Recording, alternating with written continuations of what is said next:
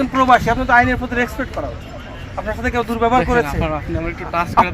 আপনার মতো আমারও ইয়ে লাগবে। আপনি রেমিটেড যোদ্ধা, আপনাকে সম্মান করা উচিত। বিষয় না ভাইয়া, কিন্তু আপনাকে আইন মানতে হবে। ফুটেজে দেখা যাচ্ছে একজন অসহায় পর্যটক বারবার হাতজোড় করে ক্ষমা চাচ্ছেন একজন পুলিশ সদস্যের কাছে। বলছেন, আমাকে ছুঁয়ে দেখেন, আমার বুক কেমন করে কাঁপছে। এই দৃশ্য পর্যটন নগরী কক্সবাজারের। কিন্তু কি এমন ঘটেছে যে একজন প্রবাসী ঘুরতে এসে এরকম নতজানু হয়ে ক্ষমা চাচ্ছেন? খোঁজ নিয়ে জানা যায়, পর্যটন নগরী কক্সবাজারে প্রশাসনের অনুমতি ছাড়াই ফুটপাত দখল করে বাইক ভাড়া দেওয়া হচ্ছে। স্যান্ডেলিনা সো, রূপচর্চায় আভিজাত্য। অথচ আইন অনুযায়ী রেন্টে বাইক পরিচালনা সম্পূর্ণ নিষিদ্ধ।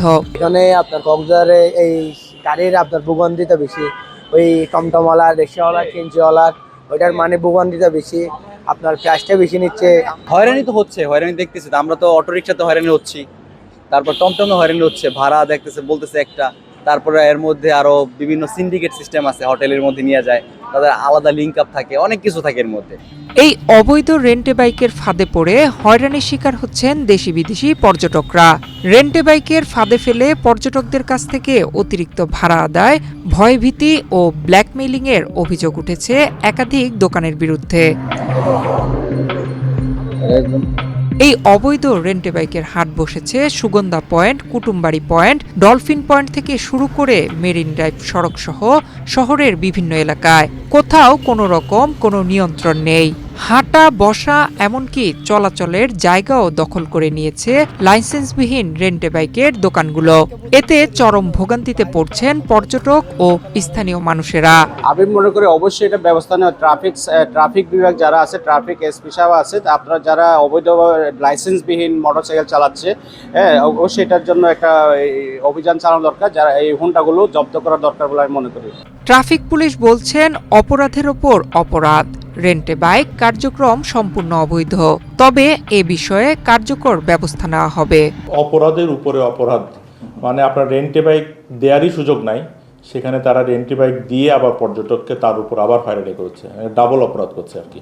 তো আমরা যদি রেন্টে বাইকের বিরুদ্ধে যদি ব্যবস্থা নেই, আমরা যে রেন্টে বাইককে এখানে দেওয়ার কোনো সুযোগ না যদি আমরা না দিই, তাহলে আমার মনে হয় যে পর্যটককে তারা আর বাড়তি এই ধরনের কোনো ধরনের যে বিড়ম্বনায় ফেলার কোনো সুযোগ থাকবে না।